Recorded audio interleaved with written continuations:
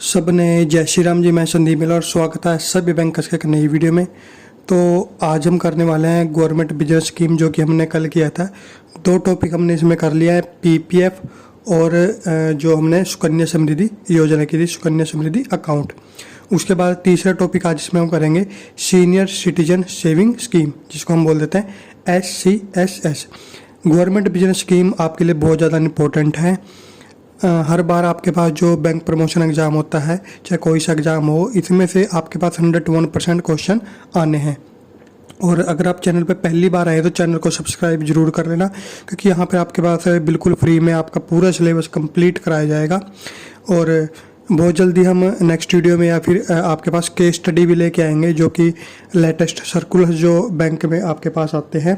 तो उसमें 4 case study आ रही हैं, जो कि बहुत ज़्यादा इंपॉर्टेंट हैं आपके लिए। तो वो भी हम नेक्स्ट वीडियो में आपके पास लेकर आएंगे। तो चलिए शुरू करते हैं। Senior citizen saving scheme SCSS। A senior citizen saving scheme SCSS account is an account that offers retirement benefit provide करता है and is backed by the government of India. ठीक है, ये मैंने आपको बताया था कि सारी गवर्नमेंट स्पॉन्सर्ड स्कीम्स हैं, तो यानी कि किसके द्वारा है, गवर्नमेंट ऑफ इंडिया के द्वारा, और रिटायरमेंट बेनिफिट प्रोवाइड करती है। यानी कि रिटायरमेंट के बाद आपके पास जो पैसा आता रहता है, वो हो गया आपके पास रिटायरमेंट बेनिफिट। सेकंड हमारे पास है सीनियर सिटीजन्स। अब इसके अंदर कौन कौन जो इसको अवेल कर सकता है, senior citizens residing in India, यानी कि इंडिया के अंदर रह रहे हों, can avail the benefits of the account by investing a lump sum in the scheme either individually or jointly. यानी कि वो लोग सीनियर सिटीजन जो कि इंडिया के अंदर रह रहे हो, वो इसका बेनिफिट ले सकते हैं इसके अंदर इन्वेस्ट करके। क्या, या तो एक लमसम, यानी कि कोई एग्जैक्ट वैल्यू नहीं बोली गई है, लमसम कुछ भी आप इसके अंदर जो इन्वेस्ट करके आप इसका बेनिफिट ले सकते हैं। और ये जो आपके पास अकाउंट होता है वो इंडिविजुअल और जॉइंटली दोनों तरीके से ओपन हो सकता है। The account will be provide access to regular income post retirement along with income tax benefit. Account आपको प्रोवाइड क्या करेगा, रेगुलर इनकम पोस्ट रिटायरमेंट, यानी कि आपके रिटायरमेंट के बाद रेगुलर इनकम आपको देगा, along with income tax benefit, और साथ में टैक्स में भी आपको इसमें बेनिफिट मिल जाता है। SCSS is an Indian government sponsored investment scheme, hence is considered safe and most reliable. ठीक है, गवर्नमेंट ऑफ इंडिया की है तो सेफ और रिलायबल मानी जाती है। द स्कीम ऑफर्स है हाई इंटरेस्ट रेट भी इसका हाई रहता है, यानी कि अच्छा इंटरेस्ट रेट प्रोवाइड कर देती है। नेक्स्ट हमारे पास आती है एलिजिबल। कौन कौन इसके लिए एलिजिबल होगा, resident individual who has attained the age of 60 years, जिनकी एज 60 ईयर्स हो गई हो, on the date of opening of the account, यानी कि जिस दिन अकाउंट ओपन होगा तब तक जो एज है वो 60 ईयर्स हो। दूसरा, who has attained the age of 55 years, जिनकी एज कितनी हो, 55 ईयर्स और more, but less than 60 years, यानी कि 55 ईयर्स से ज़्यादा हो और 60 ईयर से कम हो, वो भी इस अकाउंट को ओपन करा सकते हैं। Next, who has retired on superannuation or otherwise on the date of opening of an account under this scheme, यानी कि वो लोग जो कि रिटायर हो गए हों सुपर एनुएशन पे। सुपर एनुएशन क्या होगा कि उनको टैक्स बेनिफिट मिले, यानी कि उन्होंने किसी दूसरी कंपनी में मान लो वो काम करते थे, मान लो प्राइवेट कंपनी में काम करते थे, तो वहाँ पर भी मान लो उनको जो टैक्स बेनिफिट मिले हैं, रिटायरमेंट बेनिफिट मिले हैं, तो उसको बोलते हैं superannuation. Otherwise on the date of opening of the account under this scheme subject to the condition that the account is open by such individual, यानी कि उसकी में कंडीशन क्या होगी कि जो पर्सन अकाउंट ओपन करा है, सच इंडिविजुअल विद इन 3 मंथ, 3 महीने के अंदर of the date of receipt of the retirement benefit, यानी कि जब वो रिटायर हो गया उसके 3 महीने के अंदर उसको अकाउंट ओपन करना होगा। और जो रिसिप्ट वहाँ से मिली है, जो कि उसकी रिटायरमेंट बेनिफिट जो शो करती है, वो रिसिप्ट भी जरूरी होगी। And proof of date of disbursal of such retirement benefit along with certificate from employer indicating the details. और जो भी डॉक्यूमेंट चाहिए वो सारे मिला के तो वो लोग भी इसको इस अकाउंट को अवेल कर सकते हैं। Next, the retired personnel of defence services. Defence services के जो रिटायर्ड पर्सोनल है excluding civilian defence employees shall be eligible to open an account under this scheme on attaining the age of 50 years. इनके लिए देखिए यहाँ पे क्या लिखा है 50 ईयर्स। जो डिफेंस पर्सोनल है उनके लिए जो एज है 50 years subject to the fulfilment of the other specified condition. और जो अलग अदर स्पेसिफाइड कंडीशन है अगर वो सारी भी ओके है और एज उनकी 55 ईयर्स है तो वो भी अपना अकाउंट ओपन करा सकते हैं। उसके बाद आता है कि एलिजिबल कौन नहीं है। ठीक है, एलिजिबल जो है वो हमने पढ़ लिया। अब नॉट एलिजिबल में देखिए क्या आगा, नॉन रेजिडेंट इंडियंस यानी कि NRI, persons of Indian origin यानी कि जिसको हम PIO बोल देते हैं, and Hindu undivided family HUF are not eligible to invest in the account under senior citizen scheme saving scheme 2004। ठीक है, और यहाँ पे आपको ये बात भी याद रखनी कि 2004 में ये लागू हुई थी, यानी कि NRI, PIO और HUF इसके अंदर इन्वेस्ट नहीं कर सकते। But if a depositor becomes a non resident Indian subsequent to his opening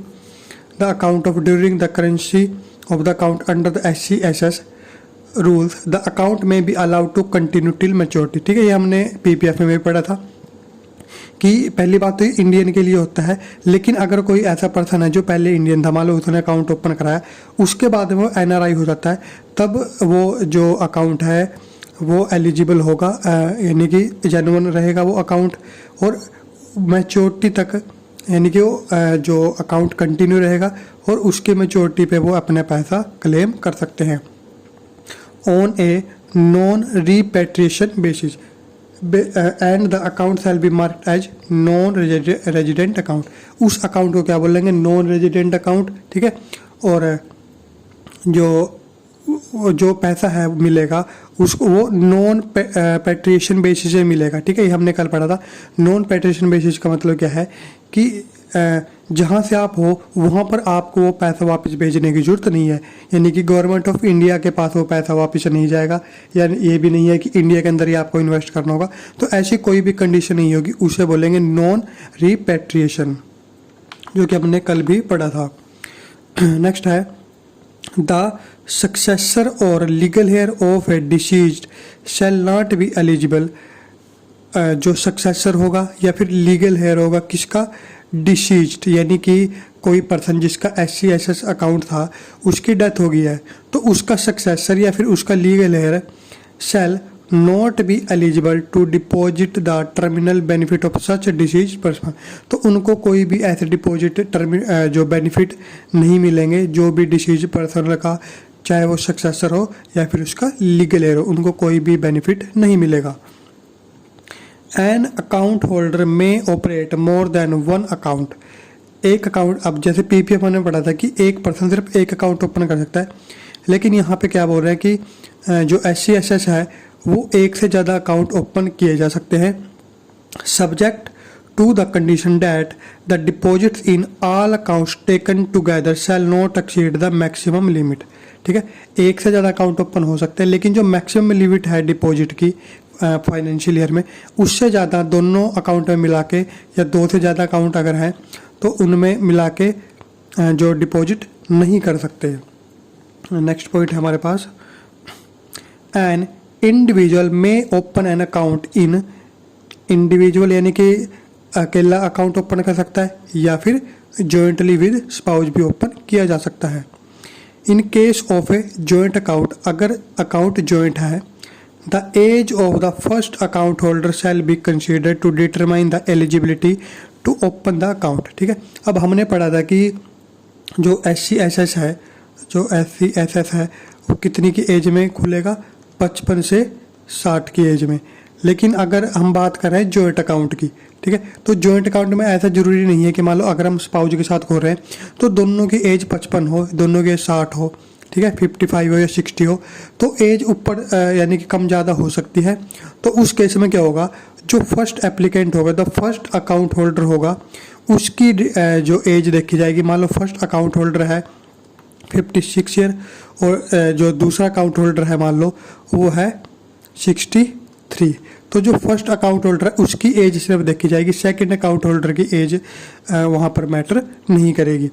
ठीक है। Determine the eligibility to open the account and there shall be no age limit for second applicant, जो second जो person है उसकी as का वहाँ पे कोई फर्क नहीं पड़ेगा। नेक्स्ट है the account shall be open with A minimum deposit of 1000, कम से कम 1000 का डिपॉजिट करके 1000 का डिपॉजिट करके अकाउंट ओपन होगा, और any sum in multiple of 1000, यार 1000 के मल्टीपल में, यानी कि 2000, 3000, 4000, नॉट एक्सीडिंग 30 लाख, 30 लाख से ज़्यादा नहीं, but restricted to the retirement benefit received और 30 lakh whichever is lower, यानी कि 30 लाख से ऊपर का जो बेनिफिट, जब जो रिटायरमेंट का बेनिफिट है वो 30 लाख से ऊपर नहीं मिलेंगे, 30 लाख तक ही वो रिटायरमेंट बेनिफिट मिलेंगे। नेक्स्ट है if deposit in excess to the ceiling specified has been made, यानी कि अगर डिपॉजिट करा दिया जाए किससे ज़्यादा, जो कि सीलिंग जो बोली गई है, मान लो 30 लाख बोली गई है, अगर उससे ज़्यादा जो अमाउंट कोई जमा करा दे, डिपॉजिट करा दे, तो क्या होगा, देखिए the deposit officer refund the excess deposit, यानी कि जो डिपॉजिट ऑफिसर है वो जो उससे ज़्यादा का जो यानी कि लिमिट से ज़्यादा जो डिपॉजिट होता है उसको वो रिफंड करेगा to the account holder immediately, एकदम से उनको वापस कर दिया जाएगा। 30 लाख से अगर ऊपर कुछ भी जमा करा रहा है, there shall be only one deposit in the account. Next nomination,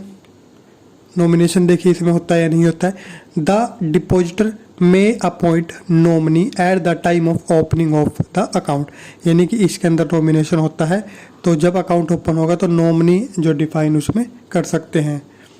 in such if such nomination is not made at the time of opening, अगर जो अकाउंट ओपन करते हुए नहीं दिया है nomination, it may be made by the depositor at any time after the opening of the account, बाद में भी यानी कि जो नॉमिनेशन किया जा सकता है। The nomination made by the depositor may be cancelled or valid by the fresh nomination, जो नॉमिनेशन होगा वो डिपॉजिटर के द्वारा कैंसिल भी किया जा सकता है और यानी कि फ्रेश नॉमिनेशन भी दिया जा सकता है। नेक्स्ट है यानी कि नॉमिनेशन चेंज किया जा सकता है। नेक्स्ट है nomination facility shall be available in the case of joint account also, जो नॉमिनेशन की फैसिलिटी है इंडिविजुअल में तो आप करा ही सकते हो, जो जॉइंट अकाउंट है उसके अंदर भी जो नॉमिनेशन है वो फैसिलिटी प्रोवाइड की जाएगी। However in such case the joint holder will be the first person, इस केस में क्या होगा कि जो जॉइंट होल्डर है यानी कि मान लो एक की डेथ हो जाती है, दो पर्सन का मान लो अकाउंट था, एक की डेथ हो जाती है तो एक जो बचता है will be the first person entitle to receive the amount payable in the event of death of the depositor, यानी कि जो दूसरा जो पार्टनर था उसका जो जॉइंट होल्डर था उसका पहली लायबिलिटी बनेगी, यानी कि उसके पास जो फंड जाएगा यानी कि वो क्लेम कर सकता है। The nominees claim shall arise only after the death of both the depositor and the joint holder, जो नॉमिनी है नॉमिनी कब क्लेम कर सकता है, जब जो डिपॉजिटर है बोथ द डिपॉजिटर की डेथ हो जाए, death of both the depositor and the joint holder, यानी कि जो जॉइंट होल्डर थे, दो पर्सन है, दो से ज़्यादा, उन सभी की डेथ हो जाती है, उसके बाद नॉमिनी क्लेम कर सकता है। अदरवाइज जो जॉइंट होल्डर है पहले जो क्लेम उसका बनेगा। नेक्स्ट हमारे पास SCSS क्लोजर, यानी कि अगर सीनियर सिटीजन सेविंग स्कीम है वो क्लोज करानी हो, देखिए कैसे होगी close.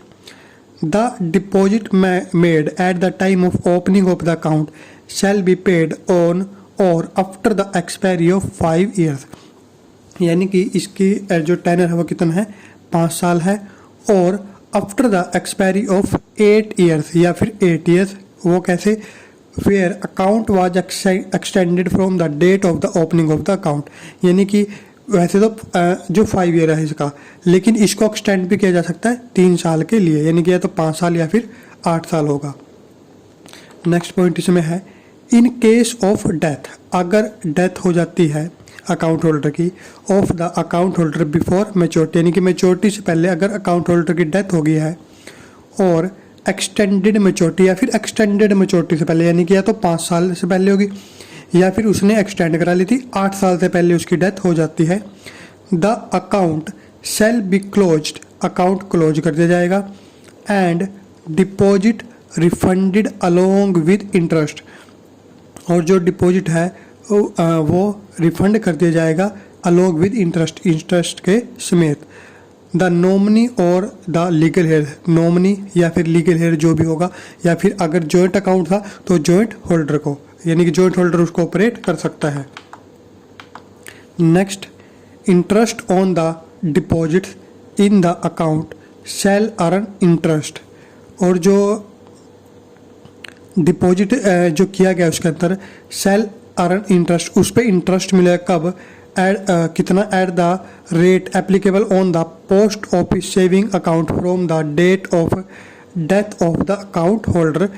Till the date of final closure of the account, यानी कि अगर पर्सन की डेथ हो जाती है तो डेथ होने के, मान लो अगर 2 महीने बाद अकाउंट क्लोज कराया जाएगा, तो उसका जो 2 मंथ का जो इंटरेस्ट है वो भी उसमें ऐड किया जाएगा, वो भी पे किया जाएगा, यानी कि उस पर इंटरेस्ट मिलना स्टार्ट हो जाएगा। नेक्स्ट है SCSS प्री मैच्योर क्लोजर, ठीक है, ये तो था या तो मैच्योरिटी पे क्लोज कराना, या यानी कि मैच्योरिटी पे क्लोज हो जाएगी, या फिर दूसरा क्या था कि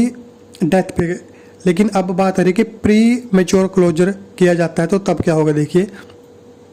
the account holder may withdraw the deposit and close the account at any time subject to the following conditions, यानी कि जो अकाउंट होल्डर है वो विड्रॉ कर सकता है अपने डिपॉजिट को, ठीक है। अब उसमें कौन कौन सी कंडीशन है, देखिए, in case the account is closed, account close किया जा रहा है after the expiry of 1 year but before the expiry of 2 years, यानी कि 1 से 2 साल के बीच में अगर अकाउंट क्लोज किया जा रहा है from the date of its opening, यानी कि जब जो ओपन हुआ था, एन अमाउंट इक्वल टू 1.5%, 1.5 कितना हो गया, 1.5%, यानी कि 1.5% of the deposit shall be deducted, यानी कि 1.5% की पेनल्टी लगती है, यानी कि जो डिपॉजिट किया गया उसके ऊपर 1.5% काट के, and the balance shall be paid to the account holder, 1.5% काट के अकाउंट होल्डर को जो रिफंड कर दिया जाएगा, कब, जब 1 और 2 साल के बीच की बात हो रही हो। दूसरा केस क्या है, देखिए, in case the account is closed on after the expiry of 2 years, यानी कि 2 साल के बाद अगर कराया जा रहा है, more than 2 years from the date of its opening, an amount equal to 1%, इस केस में कितना होगा, 1% of the deposit shall be deducted and the balance shall be paid to the account holder, 1% काट के वो वापस कर दिया जाएगा। थर्ड केस क्या है, देखिए, in case the account is closed before expiry of 1 year from the date of extension, यानी कि पहले 5 साल चला, उसके बाद दोबारा जब हमने स्टार्ट कर दिया, एक्सटेंशन करवा लिया, उसके 1 साल से पहले, लेस देन 1 ईयर अगर आप उसको बंद करते हो, यानी कि कुल मिला के 6 साल से पहले अगर आप उसको बंद कराओगे, as mentioned in sub paragraph 2, an amount equal to 1%, यानी कि 1% of the deposit shall be deducted and the balance shall be paid to the account holder. तो उस केस में क्या होगा, जो 1% की पेनल्टी लगा के अकाउंट होल्डर को रिटर्न जो रिफंड कर दिया जाएगा। उसके बाद आता है SCSS ट्रांसफ़र ऑफ अकाउंट, यानी कि अगर आपको अपना अकाउंट ट्रांसफ़र कराना है, a depositor may apply along with the passbook for transfer, यानी कि ट्रांसफ़र कराया जा सकता है of this account from one branch to another branch, या फिर bank, branch, post office in case of change of residence. यानी मान लो अगर आपका रेजिडेंस चेंज हो गया तो आप एक ब्रांच से दूसरी ब्रांच या एक बैंक से दूसरे बैंक में या पोस्ट ऑफिस में अपना अकाउंट ट्रांसफ़र करा सकते हो। नेक्स्ट है इसमें where the deposit is rate 1 lakh और अबो, यानी कि अगर आपके अकाउंट में 1 लाख या उससे ज़्यादा हो तो क्या होगा, ए ट्रांसफ़र फी ऑफ रेट 5 पर लाख, यानी कि अगर 1 लाख से ज़्यादा है तो 5 रुपये पर लाख आपके पास क्या होगा, चार्ज लगेगा, यानी कि रेट 5 पर lakh of deposit for the transfer and 10 पर lakh of deposit for the second and subsequent transfer. यानी कि अगर पहली बार आप ट्रांसफ़र करा रहे हो और आपके अकाउंट में 1 लाख से ज़्यादा है तो आपके पास जो ट्रांसफ़र का चार्ज कितना लगेगा, 5 रुपये पर लाख। अगर आप दूसरी बार कराने जा रहे हो, यानी कि दोबारा आपने रजिस्ट्रेशन चेंज किया है, कोई भी कारण हो सकता है, उसके बाद तब कितना लगेगा, 10 रुपीज़ पर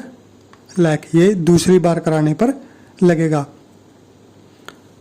10 lakh of deposit for the second and subsequent transfer shall be payable, no transfer fee is payable if the deposit is less than 1 lakh. और अगर आपका जो डिपॉजिट है वो 1 लाख से कम है तब उसके ऊपर कोई भी जो चार्ज नहीं लगेगा, कोई भी चार्ज उसके ऊपर अप्लाई नहीं होगा, ट्रांसफ़र फी अप्लाई नहीं होगी। नेक्स्ट है the transfer fee recovered from the account holder. अब जो ट्रांसफ़र फी है वो कहाँ से आएगी, अकाउंट होल्डर से रिकवर की जाएगी at the time of transfer, transfer के time, of account from one deposit office, एक डिपॉजिट ऑफिस से to another deposit office to be credited to account government account, और वो पे किसको की जाएगी, गवर्नमेंट के अकाउंट में। नेक्स्ट हमारे पास है SCSS provision of income tax, यानी कि इनकम टैक्स में देखिए कहाँ पे प्रोविजन है इसकी, investment in SCSS qualifies for deduction under section 80C of the income tax act. PPF हमने पढ़ा, ठीक है, PPF हमने पढ़ा, और उसके बाद हमने पढ़ा था सुकन्या समृद्धि अकाउंट या फिर योजना, उनमें और इसमें SCSS में, ठीक है, इसमें सभी में क्या होता है, सेक्शन 80C के अंदर जो आपको डिडक्शन मिल जाते हैं, इनकम टैक्स के अंदर डिडक्शन आपको बेनिफिट मिल जाते हैं।